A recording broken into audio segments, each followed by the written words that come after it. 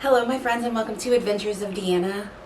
I am on an adventure to lose over 100 pounds listening to a podcast, Losing 100 Pounds with Corinne Crabtree. If you want to know all the ins and outs of how I'm losing the weight, check out the playlist on my channel, the No BS 21 Day Challenge, because that has all the in-depth secrets of how I'm losing weight.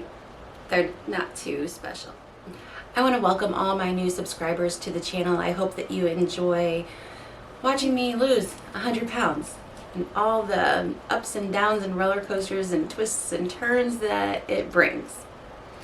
Now I've made a little bit of an upload schedule change. Normally I only post videos on Monday, and recently I have decided that every Friday I'm going to post a short video that just has my weigh-in, what the results of the week are. Mondays are still going to be my week in review to let you know how I did throughout the week and kind of talk about that number and any, thoughts or feelings that I had related to that number. And then on Wednesdays, I'm going to try and post a fun little video. That is not a guarantee, that's I hope to do. So make sure you subscribe, turn that notification bell on so that you know whenever I post. Let's get to the gain this week. I'm sure that you guys all want to know, and I teased it in my video on Friday, that I was going to let you know why this gain was not a fail. If you don't know, I gained 2.6 pounds this week. So before I talk about that, I want to ask you a question, and I would like if you would leave a comment down below letting me know the answer to this question. Has the scale ever lied to you? Type down in the comments below if the scale has ever lied to you. Have you ever stepped on the scale and felt like you should have lost what the scale is reporting to gain? Or have you ever stepped on the scale and the scale said you lost, but you really didn't feel like you did the work to deserve that? Either one of those scenarios, has that ever happened to you? Do you ever find yourself in that scenario? Type down in the comments below. I find that most people will say yes. There were many years that I worked for Weight Watchers as a leader, and one of my jobs was to weigh people in. And I saw it all the time. People were like so surprised that they lost, and they were like, yeah, I'm going to take it. And then there were other times where they were like so perplexed and they had no idea what happened or why they gained. Whatever they felt, they truly felt that they didn't deserve that gain, and they had evidence to back it up. They had, I tracked my meals, I was in within my points, I drank my water, like they did all the things, and yet here's this gain. It's something that happens. After that scale lied to you, did you then go back and reflect on your week and find evidence to support that? And was that evidence true or false, or were you just grasping at straws to find out why that happened? Were you just saying, well, maybe it was this, maybe it was that? If you gained, it's easy to look back and say, oh, well, that could be water weight and I had a lot of sodium, or maybe it's muscle because I was working out a lot.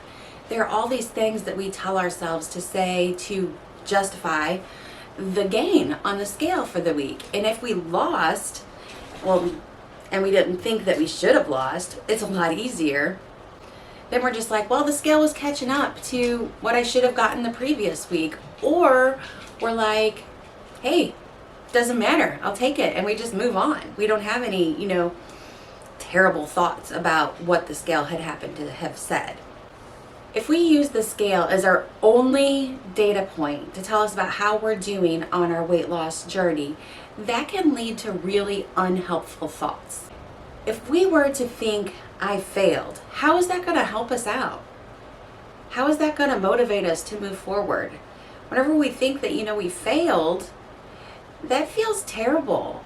And then we just want to say, well, F it. Why am I doing all this work? Why am I counting my calories? Why am I counting my macros? Why am I listening to my hunger scale? Why am I drinking all this water and working out and journaling and doing all of these things, and I just don't want to do it because it doesn't work, and I'm just a failure, and I'm terrible, and I'm a mess, and I can't do it, and it's too hard, and it's such a struggle, and I can't control myself around chips, and I can't control myself around candy, and I can't, and I can't, and I can't, and I won't, and I can't, and I hate it.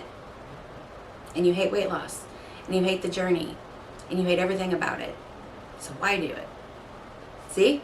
Spiral. Huh. Don't get caught in the spiral. None of this is helpful. None of it. So don't do this. Don't do it. Be resilient. My word of the year.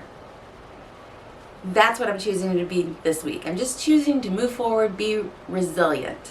Think of the positives and not the negative. The truth of the matter is that we do not need the scale to validate our actions.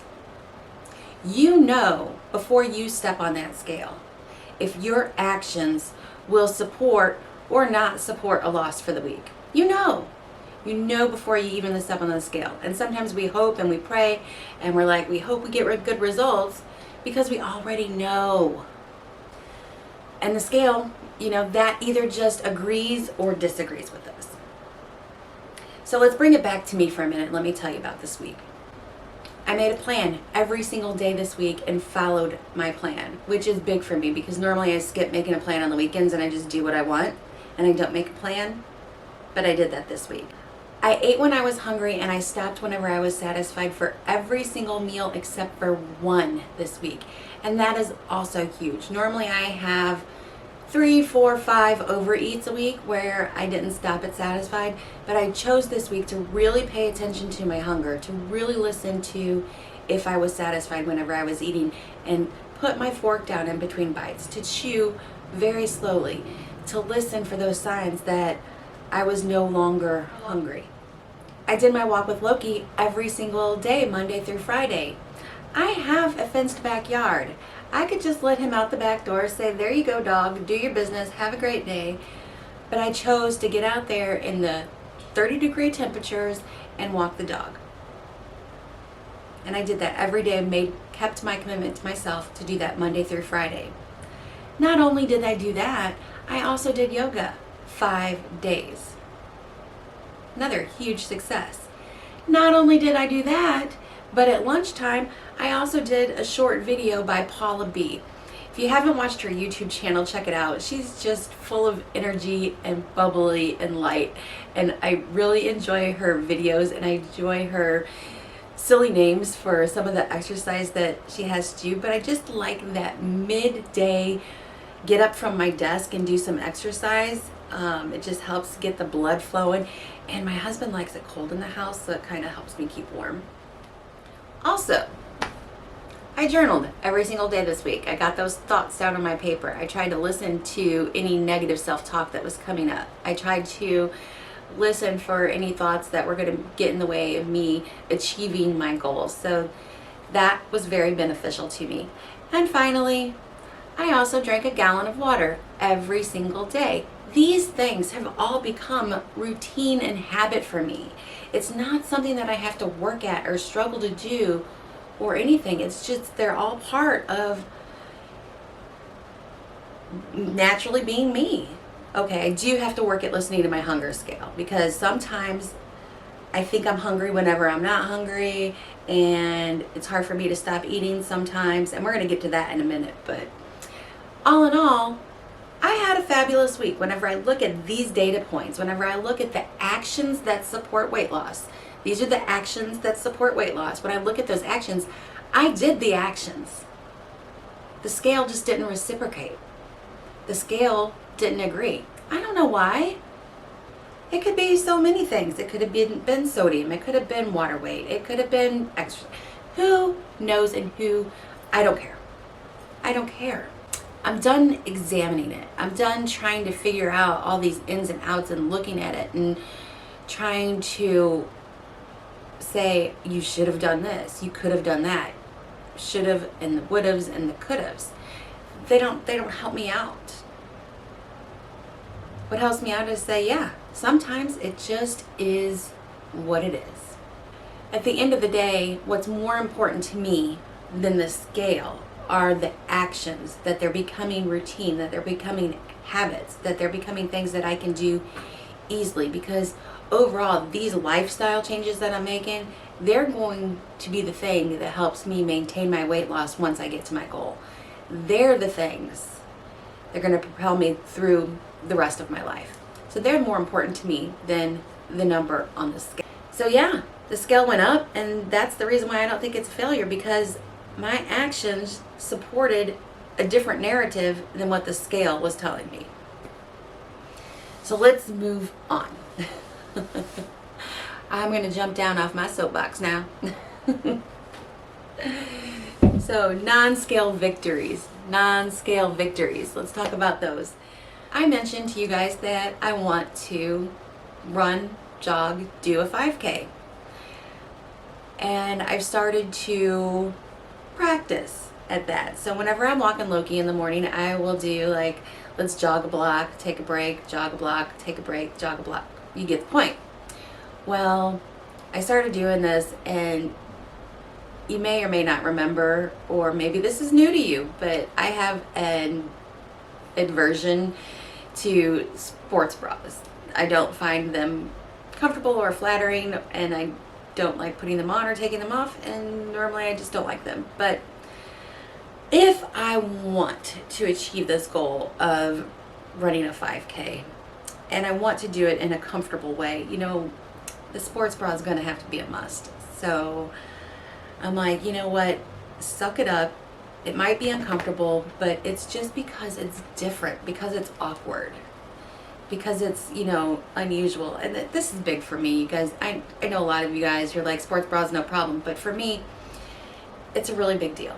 So I've been wearing a sports bra every day whenever I do my walk with Loki. And that is huge, because I really don't like putting it on. It's something I don't want to do. And it's so much easier and more comfortable to put on my regular bra.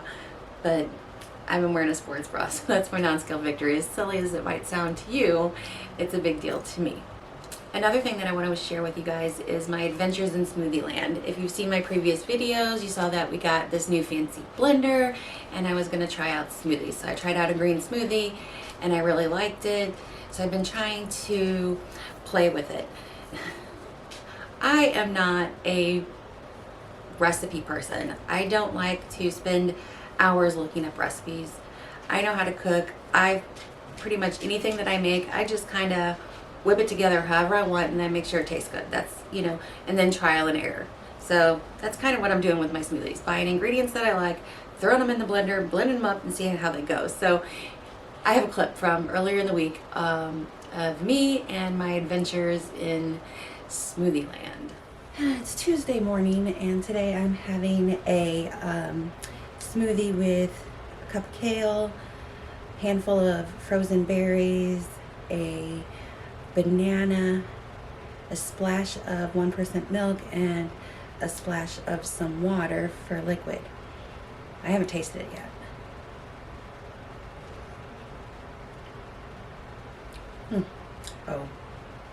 I think there's a little too much kale. I like the spinach more than I like kale. I think the spinach hides a little better. Maybe a little bit of sweetener in this one would be good. I'm not following any recipes. I'm just throwing stuff into the blender and being like, let's see how it goes. Yesterday I had berries, kale, and just water. And there was way too many berries, and at the very end it tasted like drinking coffee grounds. Oh, my cat. So this one is passable though. You can see it's like, what is this? I guess there's like 12 ounces in here.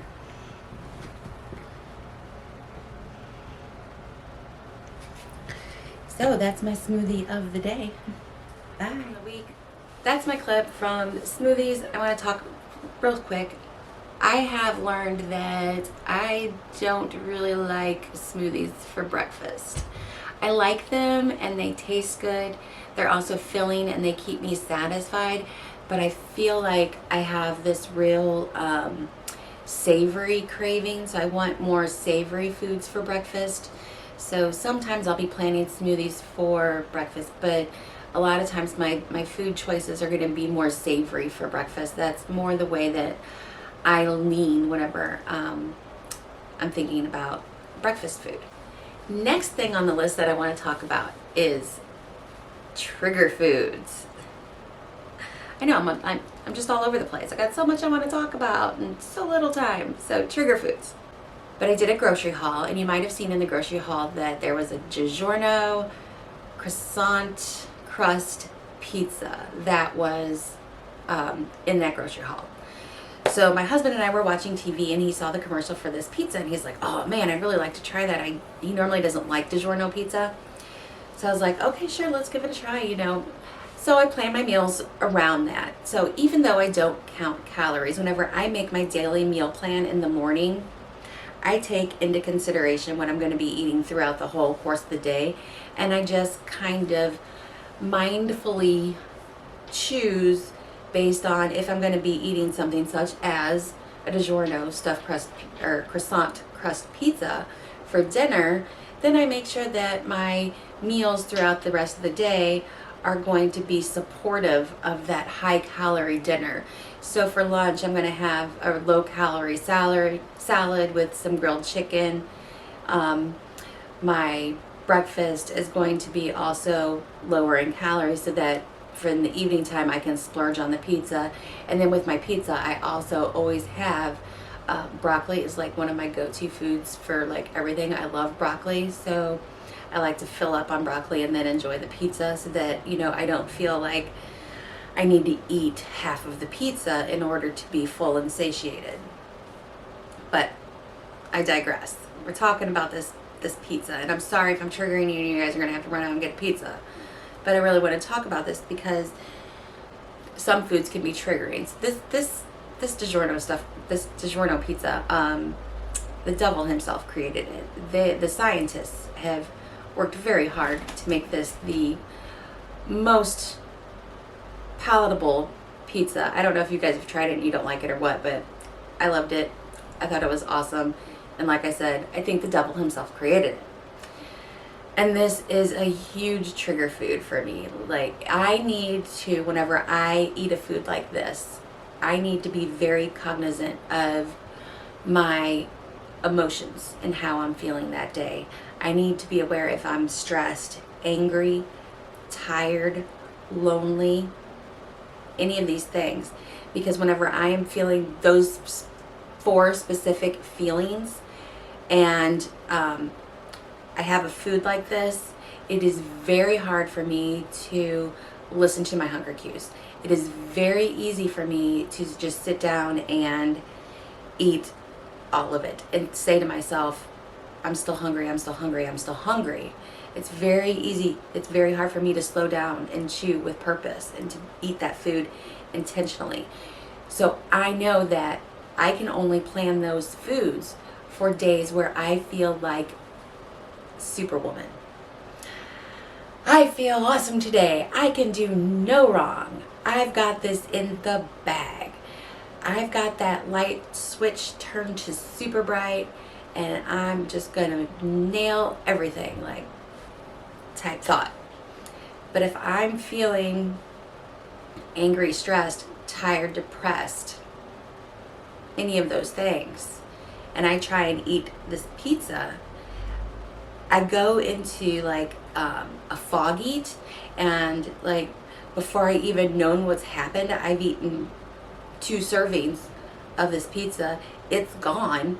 The fog washes away, and I'm like, I don't even remember eating that pizza.